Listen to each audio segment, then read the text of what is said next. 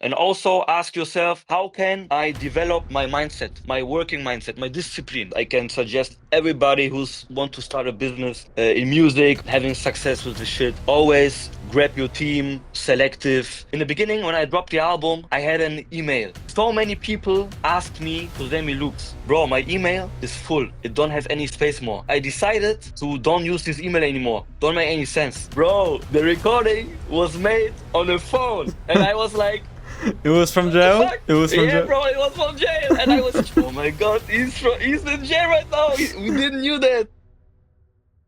W tym odcinku będę rozmawiał z DJ-em Bangz'em, który jest nie tylko DJ-em, ale też producentem. Pochodzi on z Niemczech. Pracował on z takimi artystami jak Lil Gotit, Rich Amiri, Guap Tarantino czy Wakotron. I jest on odpowiedzialny za wyprodukowanie całego swojego albumu producenckiego, do którego nagrali m.in. wspólny teledysk z Lil Gotit, nagrany w Stanach Zjednoczonych. Zapytam Bangz'a o jego historię, o tym jak zaczął przygodę z muzyką, o tym czym się zajmuje na co dzień, w jaki sposób pozyskiwał swoje kontakty, jak w ogóle powstał jego album, oraz o wielu jego wyjazdach związanych z muzyką. Generalnie, jeżeli jesteście producentami, to dowiecie się naprawdę wielu wartościowych rzeczy i serio rekomenduję obejrzenie do końca, ponieważ Bangz podzielił się z nami wieloma wartościowymi radami, które bez dwóch zdań będą dla was pomocne. Także już bez zbędnego gadania zaczynamy. What's going on, guys? Today I'm with DJ Bangz. What's up, guys? First of all, tell me how long you've been making music and what inspired you to start in the first place? Just producing or like in general to get in contact with music? Yeah, in general. Bro, I think the inspiration definitely comes from my family, from my father, from my mother. My name, by the way, is Michael. Everybody call me Banks because of my DJ Bangz name, of course. But they went to a Michael Jackson concert, so they had like the musical inspiration kinda, and they give me probably the name. And so I always listen to music from the beginning, and I was starting with drums when I was kind of like, I think 10 years. I started like professional taking classes on drumming, percussions, not electric. Then I did that like for 4 or 5 years. And then I had it, I need to resell the equipment because it was too loud. And then I searched for something, okay, what can I do now? And then I was like kind of connected with the DJing. So I get me a DJ software at home and I was like, I don't know, 14 years old, something like that. And I recorded my first set at home without any device, only on a DJ software. And in my mind, I still like was a kid, yeah. I have no experience, nothing. And I recorded the set and put it on YouTube. And it got like, I don't know how many views, 100,000 views, something like this in a couple weeks. Of course, this time YouTube era was another thing, you know, not like this. Today it's more harder because of the algorithm, everything changed to get more views. But in this time it was like the golden era. And yeah, people liked that shit. And then I started to make sets regularly. Then my account get hacked because I was playing Counter-Strike, something like this. And the YouTube account got hacked. And then I had to start again, a new channel. And I was thinking about, okay, what I'm gonna do now. Like, I need a great DJ name. And then it kind of pops to my mind the name DJ Bangz because my transitions were always very energetic, you know? And I make like fast transitions. And I don't know, I liked the name because it was also international. Because I always knew I wanted to specify in the international music industry. That's why I took the name as well. And I fucked with the name. And yeah, and I wanted to go into direction, American style music, hip hop, instrumental beats, something like this type shit. Also now I like to listen to instrumental beats. I always had like the passion to listen to the instrumental beats. Not that I don't like the vocals. It was like I felt kind of attracted to the instrumental melodies, drums and everything. I was always fascinated by this. And yeah, I think with the combination of drumming, listen to music and the DJ stuff in the back, I had a very great start or like environment to begin with producing. That was the next step. I already knew like I had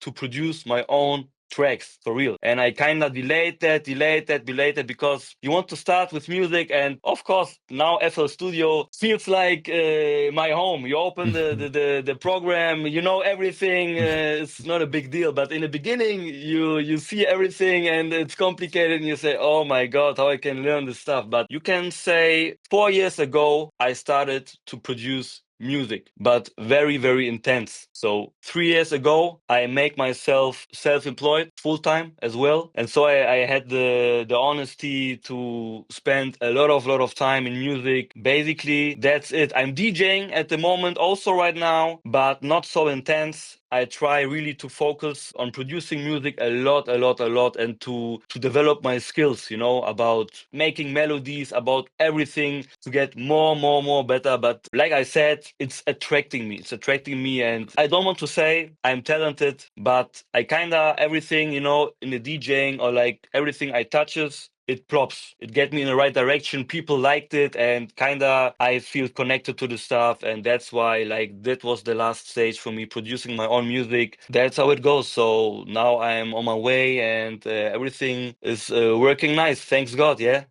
Yeah, for sure. You got really awesome background when it comes to music. And like I gotta ask you because you mentioned that you went full time, you were self-employed. So tell us like what took you to really go full time, and also what's your like main source of income right now when it comes to you making money from music? Yeah, I think my intuition gets me to be self-employed, and also like I had an education. Normally, when I was young, I was education and working as a full-time job as well. But beside that, I always had like music as a hobby, and beside that, I always made money out of music. You know, beside that, not so much, but it was always in my mind like to making money with this. And then I didn't like my job so much, and I start to begin thinking about, okay, what can I change? What can I change? And this is often like a big mistake. You know, you are like in a wheel, you're working, getting your money.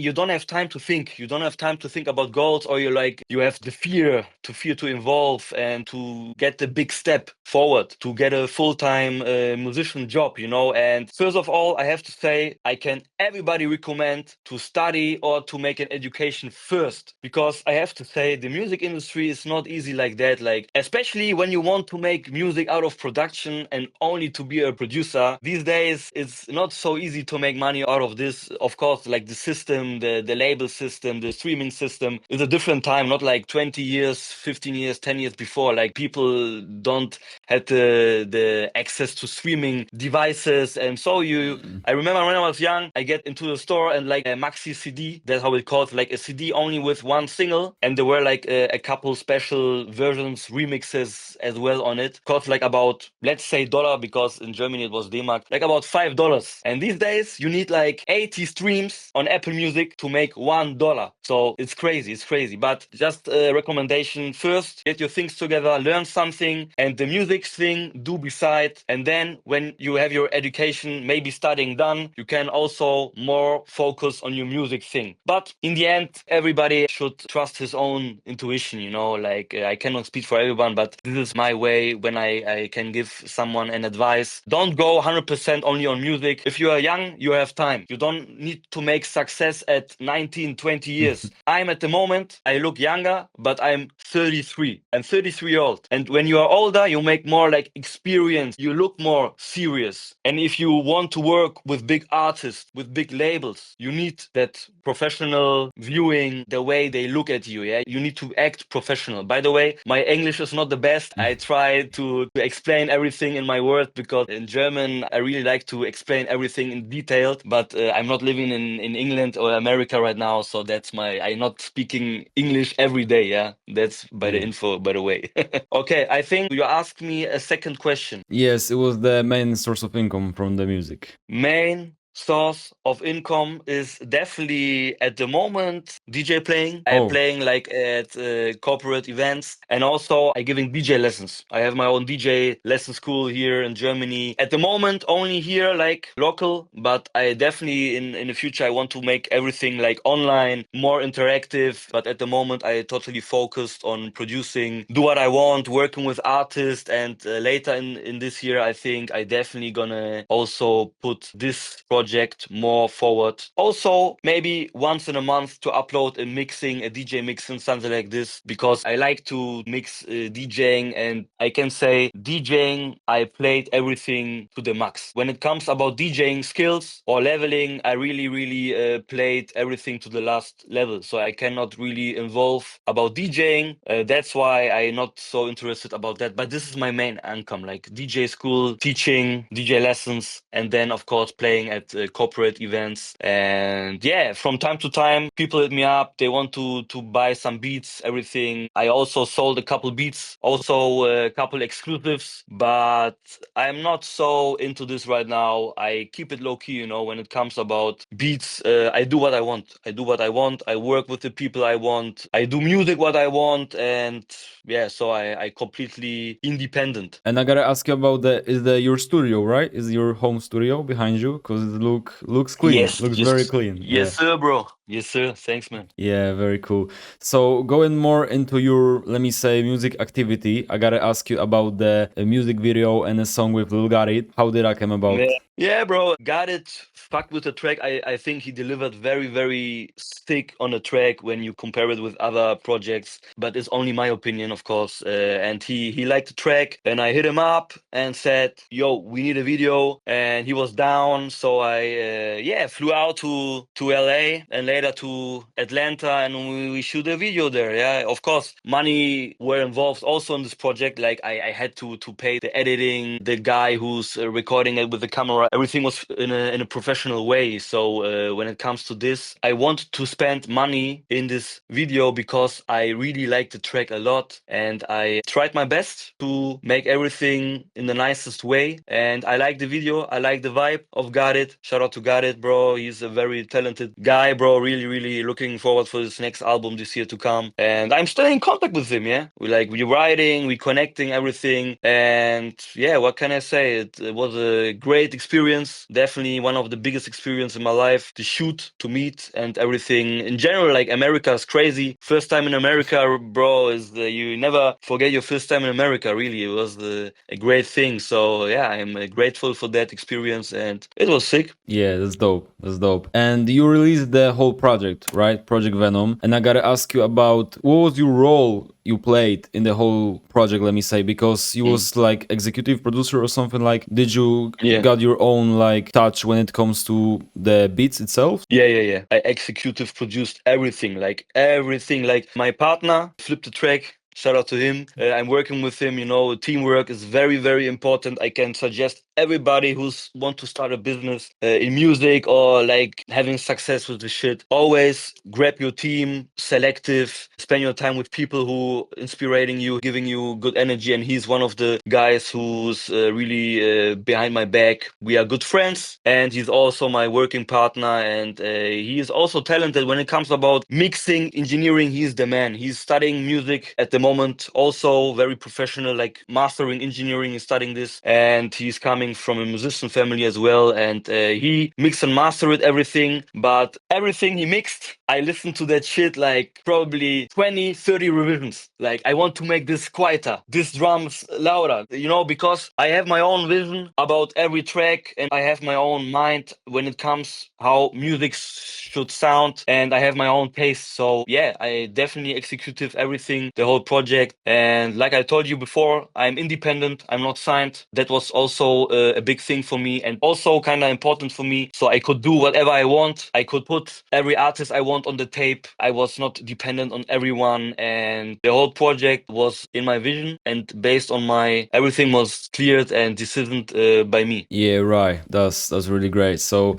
let me ask you, how do you like gain those connections when it comes to building the whole project and really connect with those artists? Like, what's your advice basically for producers who are watching this and they try to really make those connections and really work with those bigger artists? Like, because you got Lil Gotit on the project, Rich Amiri, and all of the other guys like Vakotron and all of that stuff. So we really need to hear that advice. I connected a few managers as well, and we also have a good network, you know. And when you have a professional vision, people feel that, and they're more open to collaborate, you know. And but of course, like luck and a good timing is also a big thing, you know. Like, I connected Got It when he even dropped his first album. We made the song before his first album. album. So he was like, it was the perfect timing. Like I connected him and he was down, and I connected Nissim, the manager of Rich Amiri as well. They went in, everything was working right in the right direction. I sent him the beats, he picked the beat, and then he said, let's go, and I got him on the tape. But of course, like money investments also playing a big role. Yeah, like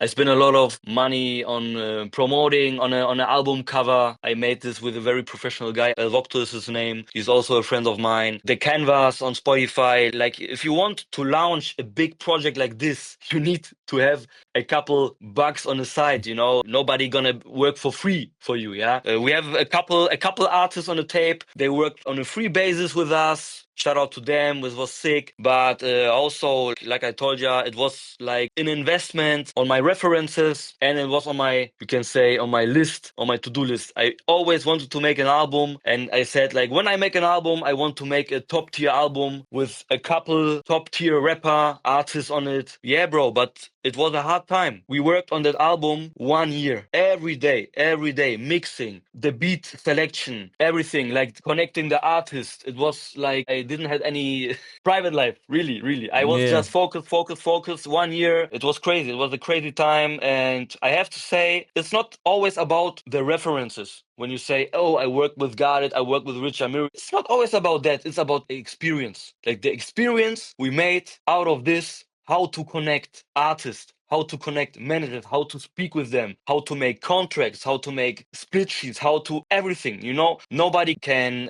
teach you this when they Priceless. explain it to you. You Yeah. have to get the experience by yourself, and that's is a very important thing. Many people don't understand this, or think like, okay, I am sitting in front of my laptop making beats every day, sending beats out, loops out. Bro, not everything about this. You have to develop your mindset. You're connecting to labels, to A&Rs, everything. Like this is a big thing. But yeah, what can I tell you to get back to the point? How to get placements? Definitely don't spam emails full of managers and everything. This is, makes not any sense. I would say connect with producers who already connected with managers, A&Rs, maybe labels. Stick to them. Try to give them value. Show them you are a professional guy. You're not one of these guys who send a DM. Can I send you my loops? Can I send you my loops? Don't make any sense for me. You know, in the beginning when I dropped the album, I had an email. So many people asked me to send me loops. Bro, my email is full. It don't have any space more. I decided to don't use this email anymore. Don't make any sense. You know, that's why it's all about value. How can I give another manager, producer, artist value? How? This is the main question. It's not about making music. Music is a great thing, of course, but music is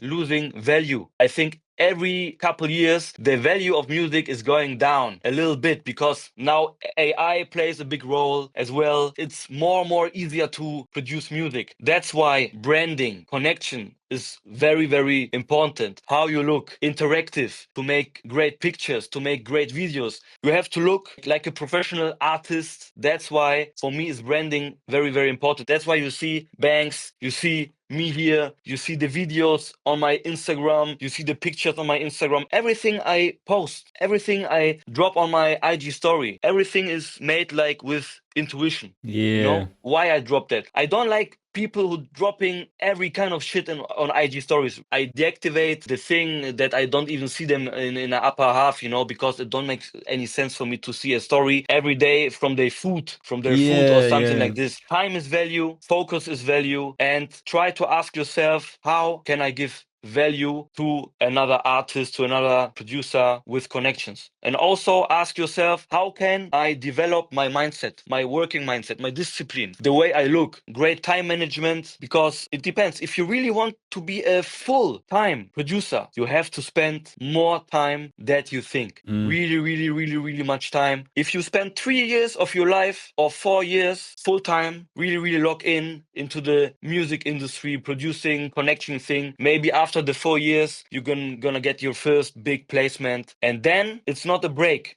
After the placement, it's still a hustle. But in the end, I have to say, if you want to get successful because of the money, it's not the right way. It's not the right way. You don't get successful. You only get successful if you do things from your passion and from your heart. And people listen this in the beats. When it comes to beats, like, by the way, my strength in beats is always the drums, because I was playing drums and everything, of course, maybe because of this. But when I hear a melody, when someone send me loops, I can give you in 5 seconds, I hear the loop, I can say, I want this, I choose the loop, this loop or not, I feel this loop or not. And that is also when it comes to producing music. Don't waste so much time in mixing. When I begin to produce, I spend so much time in this mixing, leveling, drums. Of course, it's also important that the volumes are good, but the most important is the melody, the sound selection, which sounds you put together. And also the most basic thing that people don't do right in the beginning, they put too many melodies, too many sounds on the beat.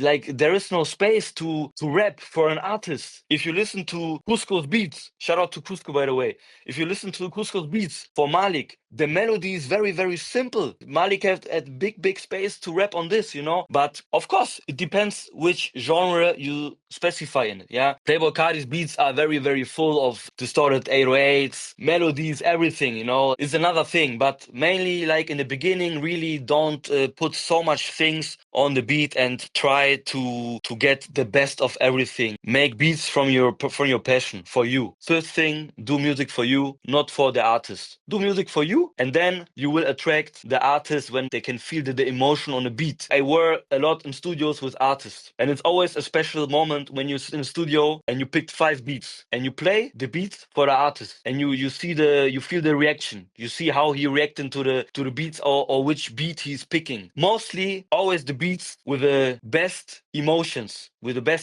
you can feel, okay, this beat is carrying.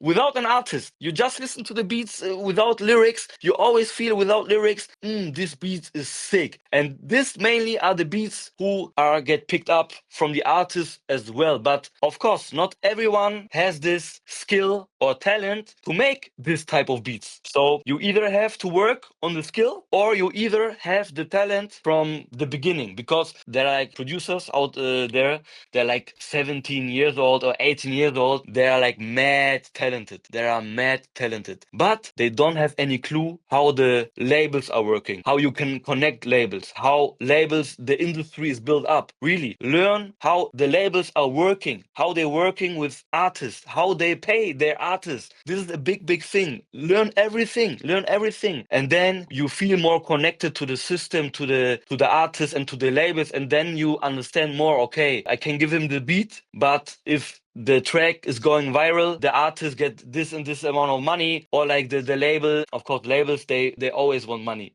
They're only interested in money, yeah. But yeah, in the end, of course, luck is also a big role. You have to have a little bit of luck, that you get connected to the right artist, that you have sympathy for the right manager, and the manager likes you and say, I want to work with this producer because I like him. But yeah, what can I say? Everybody has his own grind. Everybody has his own way how to get into the music industry, and you have to pay, not with money only, with time, with skills, and yeah, hard work.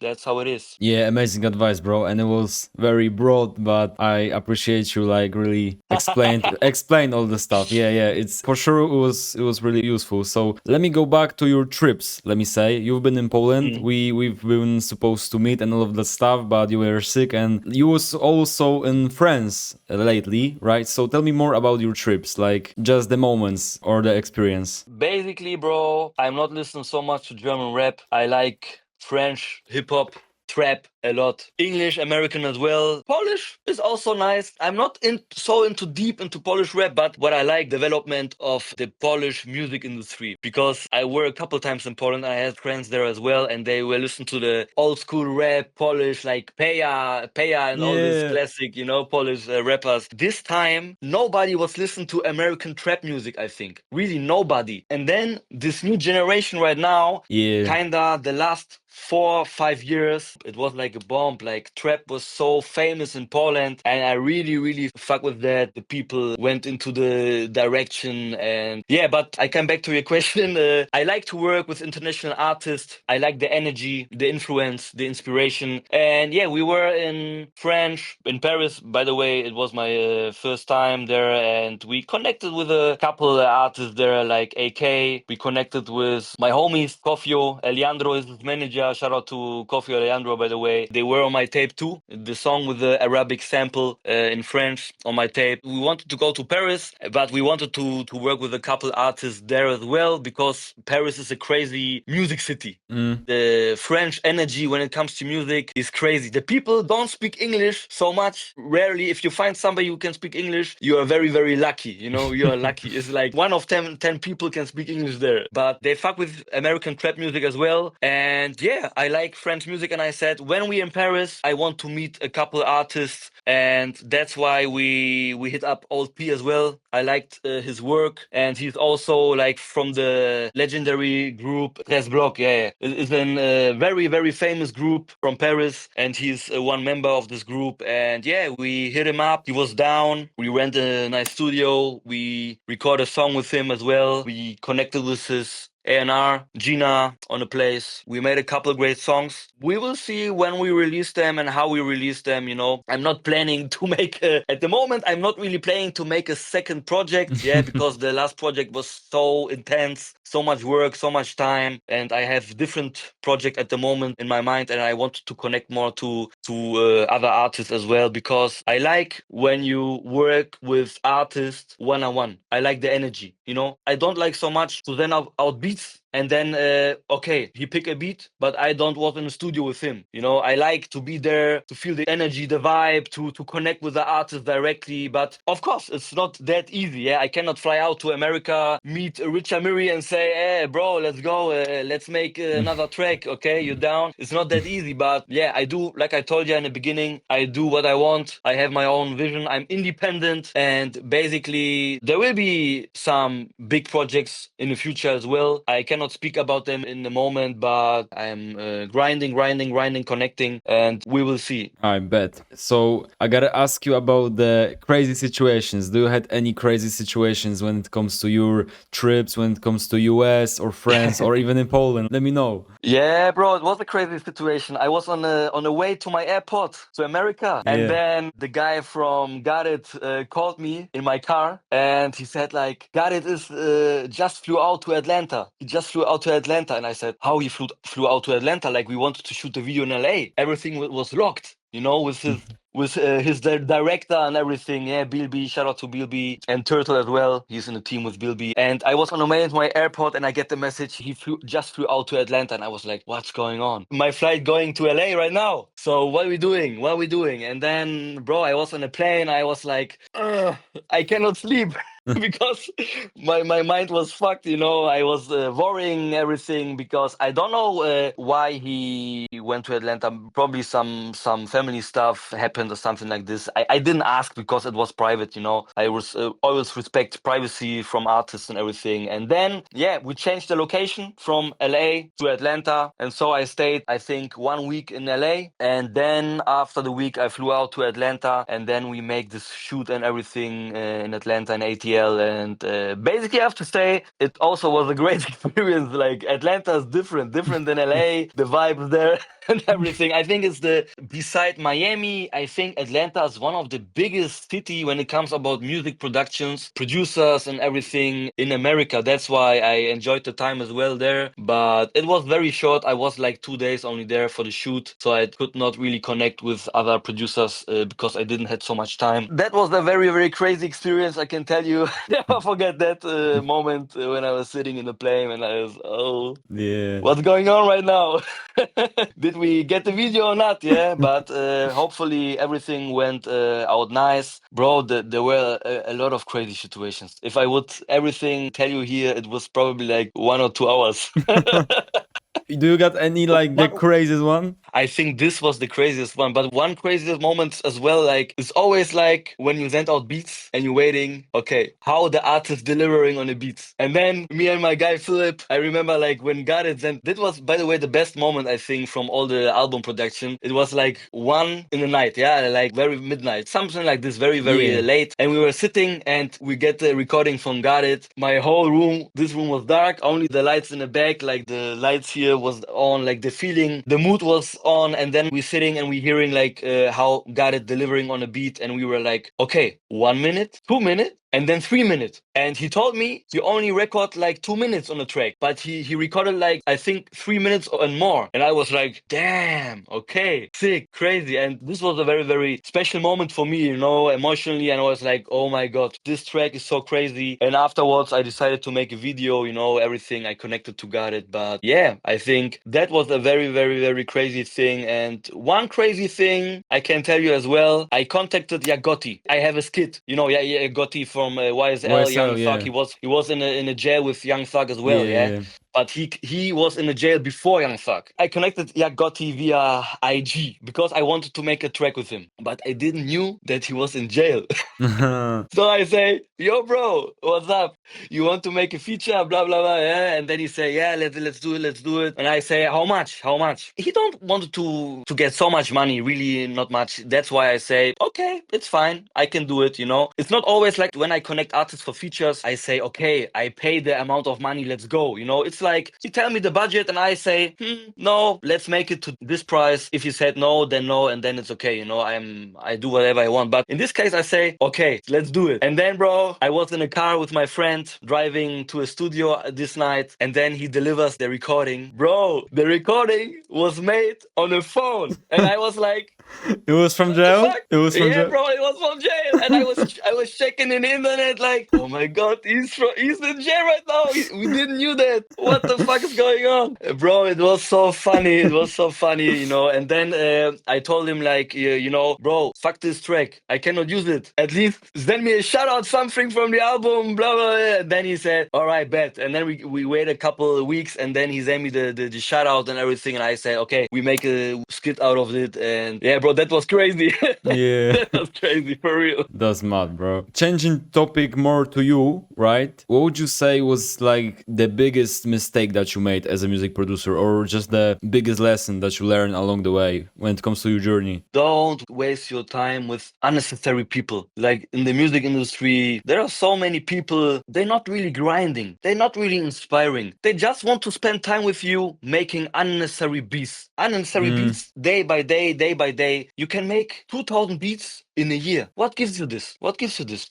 Of course, the main thing is, what are your goals? If you have a beat channel and you say, I want to make money with a beat channel on YouTube and I want to go independent. Okay, makes sense. But if you want to say, I want to get placements, rather specify on quality, on development, connection with other people, and not wasting so much time with other people. So choose your people you're working around very, very wisely. And in the beginning, it's very, very important that you choose people that are better than you, so you can learn from them how to produce. Maybe they can inspire you, they can connect you with other artists, with other famous producers as well. Yeah, but biggest mistake, they were not mistakes, you know. Everything is an experience. Everything is an experience, and if you make mistakes, you learn from the mistakes as well. So mistakes is a big important part of the game. Make things without intention. Mostly people want to work, I want a placement, I want a placement, I want a placement. That's not right. Think about the value for the other guy. What can I give the other guy a value? Like, I know I repeat myself, but this is the thing in the beginning. Like when people producing music, I think they are like a little bit small-minded. They focus only on making music,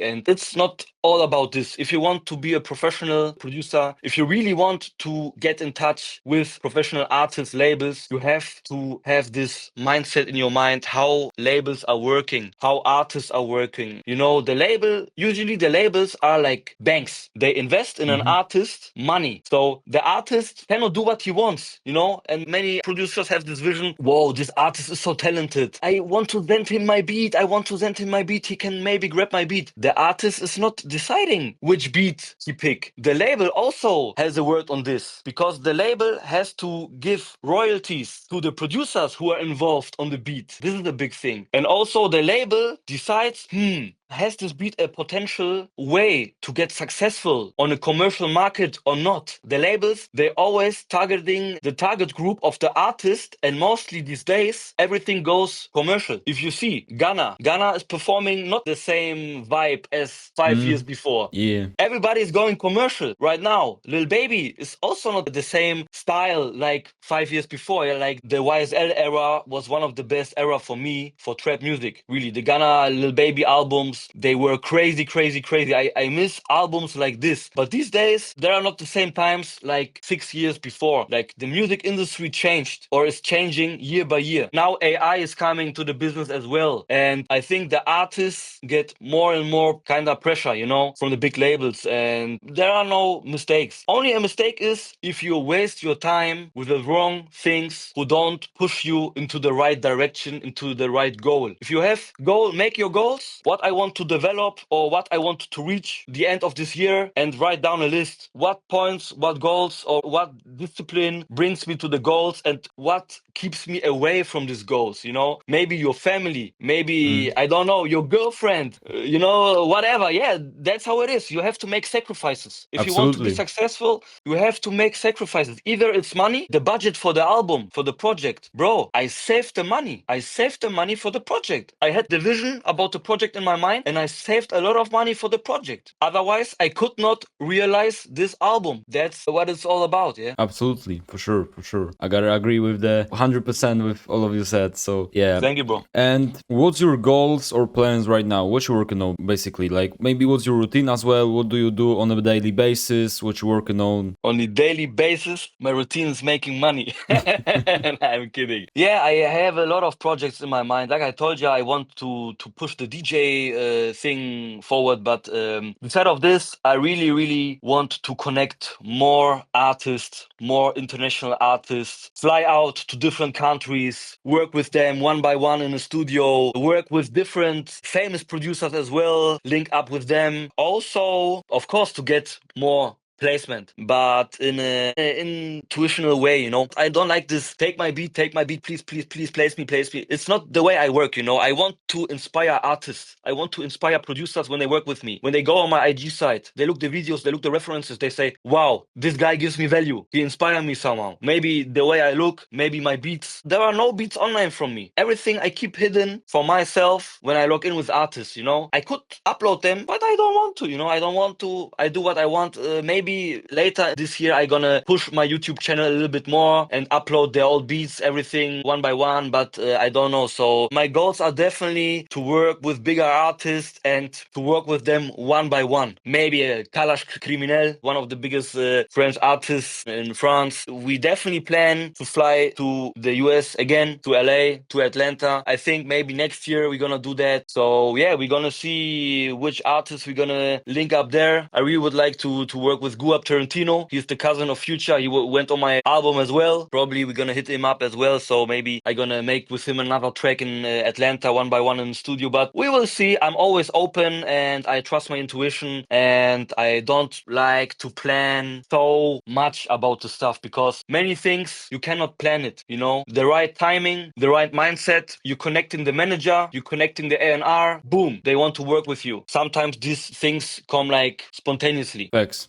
So I hope everything go well. Thank you, bro. So what would you say is your like the last advice for producers? What would you say at the end to really get producers to inspire them and really give them some more value at the end? Spend a lot of time to craft your beat and try to be authentic. Very important. Try to be authentic and try to make beats that are not similar. Beats you hear every day. You cannot make A-Raid Mafia type beats. Nobody is interested in this. Okay, sometimes the artists pick this type of beat as well. I don't know why. Maybe they like the producer, they logged in, or however, there are like 1,000 reasons. But try to develop your own style. Like there is a producer, his name is Shade. He's from Germany as well. he make like lucky type beats for like I think 5 years, something like this. In the beginning, when I started to produce, I listened to his beats a lot, and bro, he's so talented. Really, I like the melodies and everything. Shout out to Shade. By the way, I'm not connected to him personally, but I like his work and everything. And when you listen to his beats, bro, you can feel the emotion, the feelings, and he definitely have his own style. He maxed out the melody game. His melodies are very, very unique. Try to be unique. Try to not copy other beats. Don't make sense. This is also one really, really big thing to stand out. This is also one point to give value. You can give value if your beats are unique. For example, another good last example is, I think his name was Draco. The beat from Baby Chief Got It, the producer who make the most famous beats with him. Bro, his drum pattern is different. It's different. And this is one thing also why Baby Chief Got It, I think, also took the wave. You know, many artists get famous because they pick beats that are unique and they ride on a wave and they get famous. So it's also a very, very important thing. And this is my advice I can give to producers out there. Try to be unique. Don't copy other people. Of course, you can, in the beginning, you have to learn how to produce beats. You have to copy other beats because in the beginning, you have to learn it. But then, if you know your skills, you get better. Try to improve your own producing skills into your own unique way. This is a major, major, major big thing. You know, when I make my drums, every time I make my drums, I swear to God, I want to make them unique. I want them to make them crazy, to add some crazy rolls, like not hi-hat rolls. I'm talking about percussion rolls, crazy drums, bongos, I don't know, whatever, you know. And if you put them in the right way, small details, people will appreciate it and it don't get so boring, you know. That's what I can give for the last advice to other producers. Yeah, that's a great advice. So